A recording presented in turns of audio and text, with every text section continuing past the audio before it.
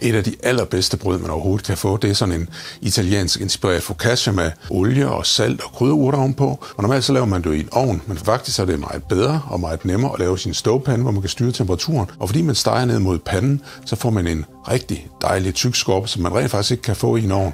Og jeg gør det sådan her. Og der skal ikke super mange ingredienser til. Der er det til dejen, og så er der til krydderolien. Skær bunden af hvidløg, mas det fladt, fjern skallen. Skær det i tynde skiver. Et par millimeter eller noget i den stil. De skal ikke være helt vildt tynde. Og hak dem, så vi kan sprede den lidt mere. Varm pande, 130 grader, 5 minutter. Og så har man lækre, sprøde, gyldne hvidløg. Olien tilbage i panden. Krydderurterne. Og så skruer vi temperaturen ned på 38 grader, mens vi gør det her. Og tommelfingerreglen her, det er simpelthen bare, at man skal dække bunden af panden med krydderurter. Så man behøver ikke at veje dem eller måle dem. Salt på. Jeg bruger flagesalt. Det passer godt til. Nu laver vi dejen, mens det står og luner. Krydderolien.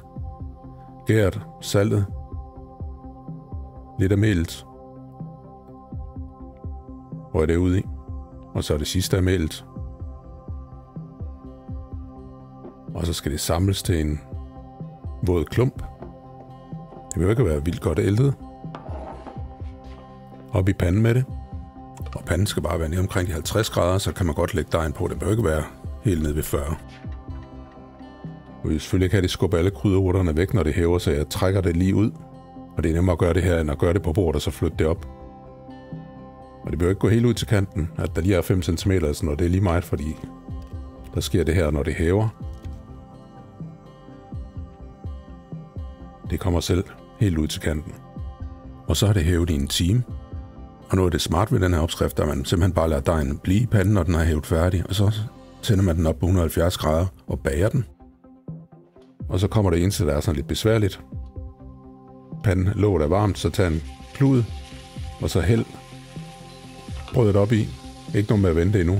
Og olien den kommer oveni, så du ikke får det på fingrene. Pas på med det og vender det. Og så steger vi bunden.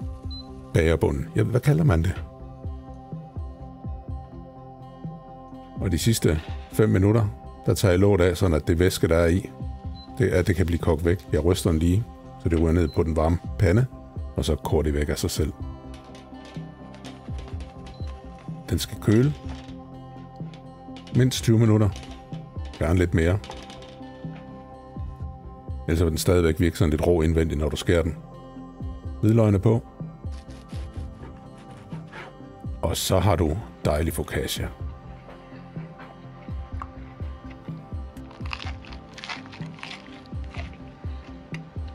Så det skal du prøve.